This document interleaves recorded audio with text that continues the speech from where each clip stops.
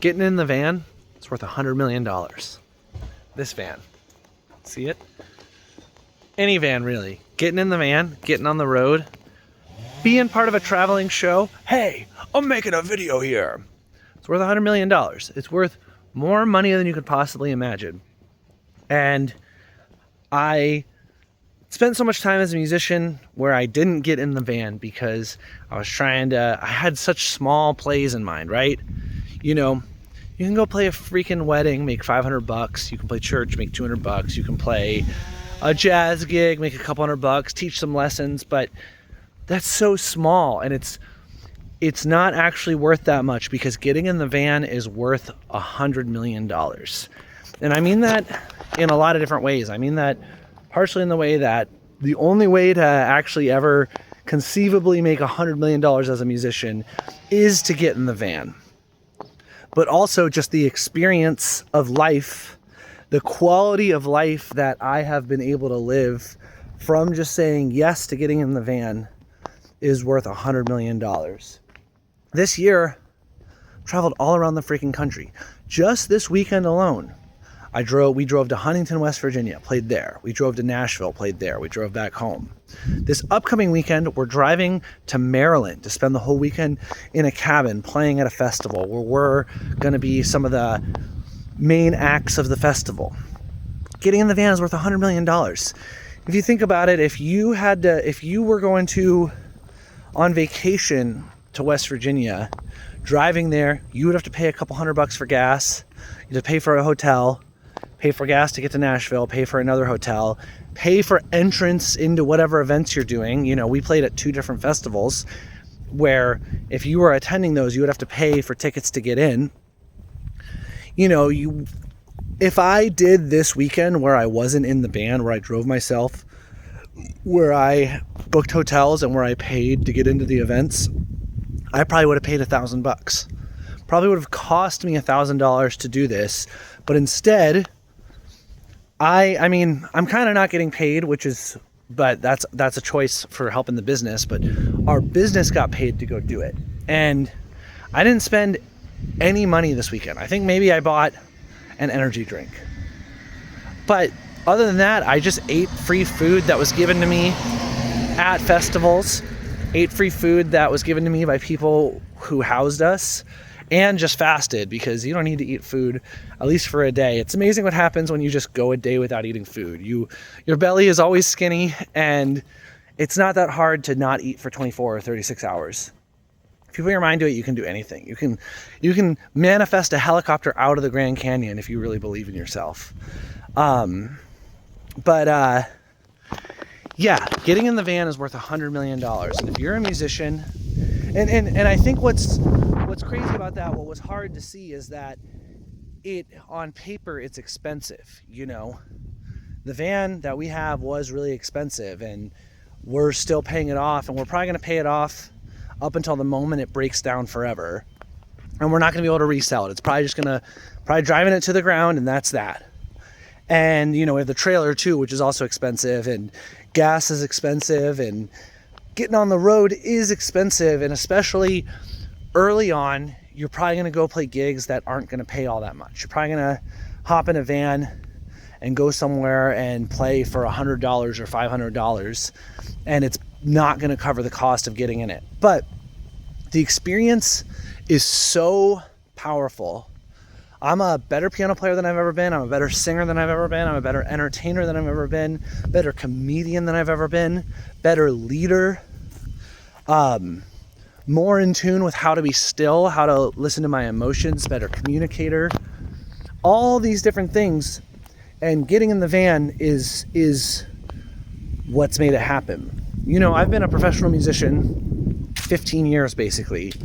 And I've tried a million different things in that time, and nothing has been as impactful for building a fan base, for having me feel fulfilled, for fostering relationships with the fans, for actually, you know, selling merch, selling our product, as just getting in the freaking van. And so, yeah, it's just like, shout out to Brett and shout out to Sneezy. Shout out to Brett for being willing to take on the risk of saying, I'm taking a band on the road and I don't care what it costs, because Brett understood the value of travel before I did. I mean, whatever, I wasn't around then, but he understands it deeply, that going to a new place and meeting people and making music for those people is extremely valuable. And the people of Huntington, West Virginia, I know were crazy impacted by us coming to do our show on Friday. And we gave them an experience that they'll never forget. And people were there, new people were there who are now gonna come see us again and again. And there were repeat people who showed up in Sneezy hats and shirts and merch. And there was a guy wearing a purple Sneezy shirt who was going berserk, who literally gave us $100 for gas because he was just so excited about the show. Such a diehard fan, seen us before, will see us again. He brought people to come see us. Getting in the van is worth $100 million. It kind of like, I think that a folly of being in local music is that you think like these local gigs are going to be worth something. Kind of what I said at the beginning of the video, like, I mean, the wedding gigs are easy to dismantle because sure, it's nice to make $500 on a wedding, but at the end of the wedding, you've done nothing to move your career forward, right? You know, best case scenario when I played a wedding was a couple is driving home and they go, oh wow, that band was pretty good. It's like, yeah, they were. That piano player was great, wasn't he? Yep, he was. Done. Over. Nobody goes, oh, that piano player, Danny Bauer, was great. Let's look him up and find the music he's written. Nope. Never happened. I've played hundreds of weddings. Never happened. But then even if you're doing a gig, like if you, in Chicago, if you're a jazz musician, you're like, oh, I got a gig at the Green Mill or Andy's. It's like, oh, now I've made it. That's a big deal to play at Andy's. It's like, the truth is that, and people going to Andy's, it's a tourist location. Like, maybe will be able to get a couple of fans at Andy's, but people are going to Andy's to see whatever music happens at Andy's. And they're kind of not primed to be like, oh, I'm going to become a fan of this band or this musician. They're just like, oh, what's happening at Andy's? And the best you can do is then become like a local legend. Wow, this house is beautiful. I never walked down this way. Beautiful, beautiful nature, beautiful houses. Practicing being still is important even in making a video because the clock is ticking and I feel like I have to hold your attention, but maybe you can be still with me. Maybe we can look at this tree. Slower heart rates. Even as we're drinking energy drinks, we're drinking dirty energy drinks. We got a Swedish fish flavored energy drink. Dirty one, dirty one, dirty one, dirty one, dirty one, dirty one, dirty one. Yeah, even if, you know, I see comedians do it all the time. Like they do a show at Zanies and they're like, oh, I did Zanies. And then they don't have any new fans. It just doesn't matter. It matters way more to have the story of we drove all the way from blank to play for you guys. I'm telling you, when we played in Rhode Island, I talked to so many people where they're like, where are you guys from? We say, we're from Chicago. Their jaws just dropped. They're like, you guys drove all the way here to play for us? We're like, yep, we sure did. We love music that much that we drove 30 hours to play 60 minutes of music for you guys. That story alone punches people in the gut and they go, whoa, this band is really special. They must be doing something really cool because they believe in it so much that they drove halfway across the country to do this for us. And when you just live in Logan Square and then go play Andy's, there's not really much of a story there. It's like, oh, you played Andy's, cool. You know, you could move to Chicago and if you know how to play music, you could get a gig at Andy's in 4 months. It'd be that easy. But getting a band together to go all the way to Rhode Island takes years. You know, you feel what I'm saying, dog? Getting in the van is worth $100 million. By restructuring my life so that I'm always getting in the van when it's time to get in the van, I never Sneezy gigs above all else, period. And getting in the van to go to the Sneezy gig above all else. Restructuring my life to look like that for the past year has been beyond fulfilling, beyond enriching. You know, I've like, let me just brainstorm cities I have performed music in and gotten to hang out and meet people in. Huntington, West Virginia, Charleston, West Virginia, Dunbar, West Virginia, Roanoke, Virginia, Nashville, Tennessee, bunch of cities in Colorado, Boulder, Denver, Winter Park, Steamboat Springs.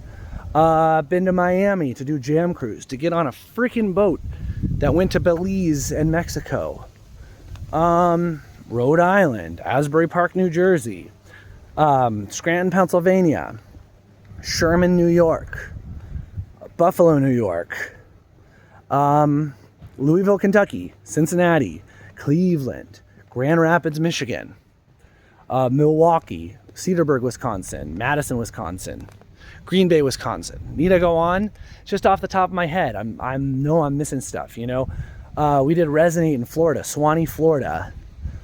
All these festivals, just first principle of being in a band is get in the van. And even if you don't have a van yet, let's say you're a van, like this is advice to Danny 10 years ago, which is 10 years ago I had Safety Squad and we were doing a little bit of touring, but I was so frazzled about it. I didn't really know how to make it happen, and I was super stressed, and there'd be spouts of excitement and then it would fade away. It's like, what I would say to myself is like, just relentlessly, your number one goal when you wake up in the morning, every day, no matter what, is find places outside of, I lived in Columbus at the time, find places outside of Columbus to book Safety Squad shows. And just, you know how to send an email, you've got good video of the band, just email. And then if people don't want to get in the van with you, find people who do. And find people who are going to say, yes, I believe in this project so much, I will do this above all else. And learn how to say no to the $300, $400, $500 gigs that you don't actually like. And gosh, it's so funny because at the time, there's a time in Columbus where I was teaching 20 to 30 students Monday, Tuesday, Wednesday, probably making, $500, $600, $700 a week just teaching. It's like, that would have been perfect. And my rent was like nothing. That would have been perfect to say, okay, I'm going to commit to getting Safety Squad out every weekend, because even without having a van, even when it's just like we'll use cars and I'll cover the gas and that's how you do it. You start there, and eventually you'll play at some places and they'll want you back and they'll pay you $1,000 to come back next time. You do that a couple times, all of a sudden you have the money to get a van. And I think having a van really changes things, because you create a culture of the van is fucking awesome. The van is where you want to be. All your best friends are in the van. Everybody, the people who get in the van are the cool people. Then you have something where everybody gets unified on their thought. You kind of become a force. 8 of us pile into that van every weekend, and we become kind of like one mind. And the van sometimes really sucks. Like yesterday, we were super sweaty and delirious, and it was kind of like a long day of just getting back home from a weekend of no sleep. But at the same time, there's parts of it where we're all just cracking up. We're just like talking about whatever, and we're just cracking up, or we're all singing and making up songs. We made up a rap song for about an hour on the drive down the other day, and it was so funny. We were just cracking up and rapping and being free and having fun. And you get to drive down the road, you get to see America. Before I joined Sneezy, I hadn't seen much of America. I'd been to both coasts. I'd flown around and driven around a bit here and there, but I hadn't seen America like I'm now seeing America. I hadn't really ended up in a bunch of different cities and gotten to experience what the culture's like when you go to different places. And it's really powerful when you you wake up in Chicago and then you drive to West Virginia, and then you experience West Virginia people for a day. Then you drive to Nashville, and then you experience Nashville people for a day. You drive back to Chicago and you experience Chicago people. People are people. Everybody's the same, but everybody's also different too. The Nashville people were different than the West Virginia people.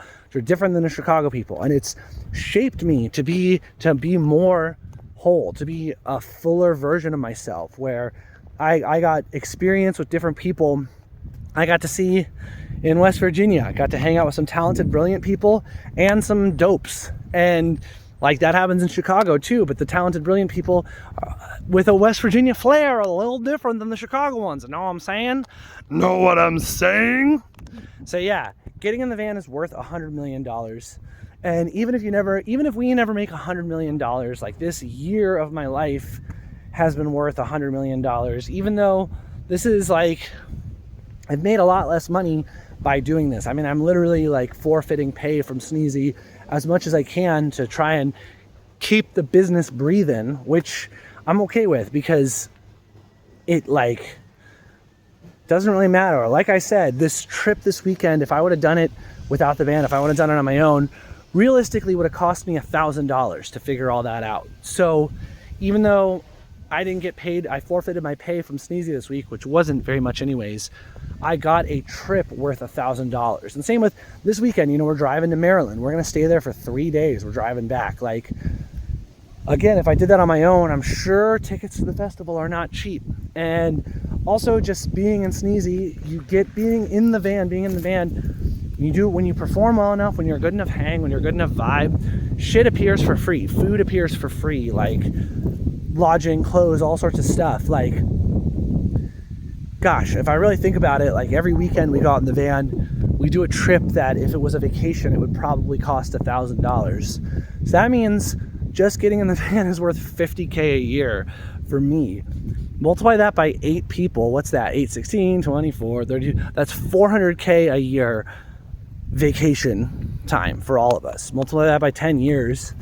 I mean, that's $4 million right there. We're getting close to that 100 million mark.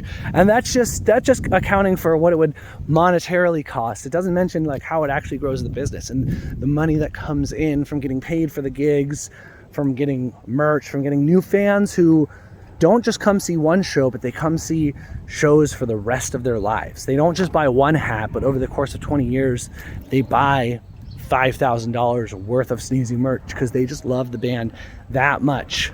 Get in the van and travel around the country. Your local gigs don't matter. Comedians and musicians, I'm talking to you. Your stupid local gigs that haven't made any fans in a decade aren't going to magically start making fans. You're probably really good at music. If you're watching my videos, you are probably on a high vibe. So go fucking out there. Go send 20 emails to every town within 5 hours of you today.